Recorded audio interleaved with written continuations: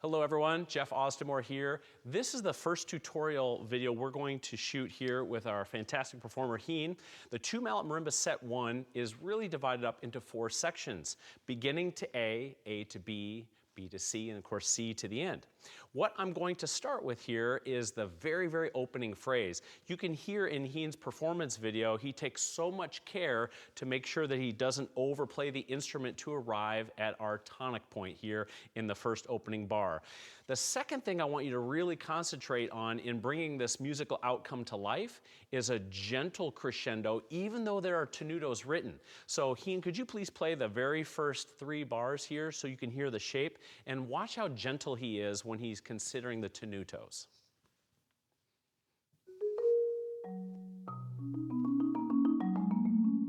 Beautiful. So you can see the real goal is the low F sharp, and then he dissipates again.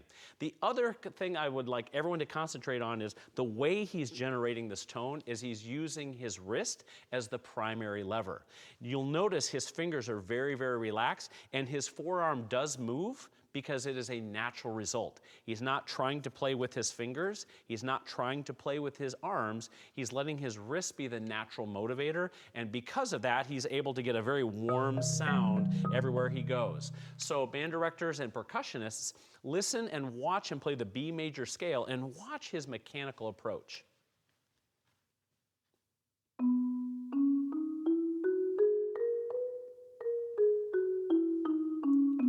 So he's very even, he's very considerate of how much velocity he's putting into the note, but his ear is telling him what to do next in terms of touch. Thank you so much, Heen.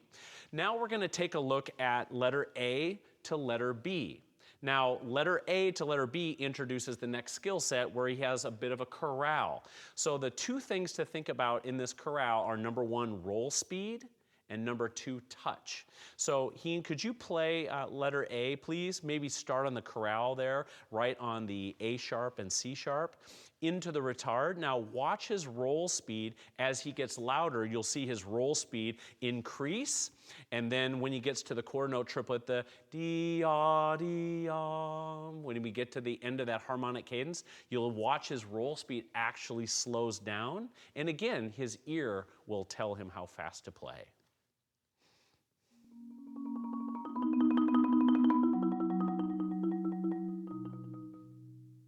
And you can see that his roll speed slowed down and his ear told him exactly how fast to go. That's really important to understanding the natural resonance of this instrument. Now as we get into letter B, we have completely different character here, the piumoso. The piumoso starts with a little ornament. Make sure it's super clear. Could you show us how clear those first 3 notes should be, Heen? Ba-de-dum, very light. One more time, sir. So you can hear that he's very balanced between the F sharp and the G sharp, and then as you start into the triplets, it descends all the way through the retardando, and there's a big stretch here through the end of the phrase. So let's go ahead and hear that phrase, if you don't mind, Heen.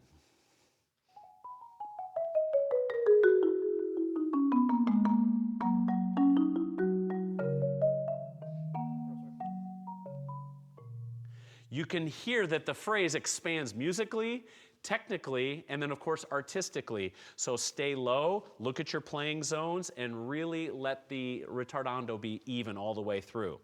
Lastly, we're going to go C to the end here, folks. C to the end is a reprise of the opening statement, but there are some small differences. There's a little bit of a variation here. It kind of encapsulates some of the compositional ideas that were introduced at A and B. So at C, it should be similar to the beginning where you do not overplay the tenutos. The accents just represent the strongest and most important anchors harmonically in the phrase.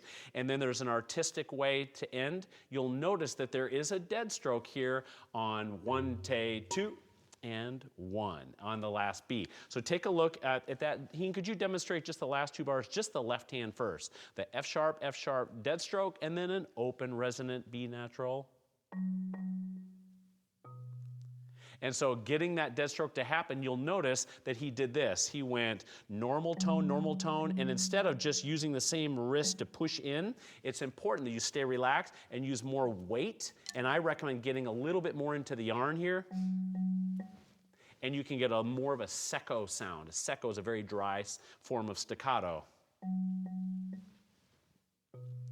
And that's how we end. Would you mind playing those last 2 bars, Heen? One, te, dead stroke, and then the open voicing.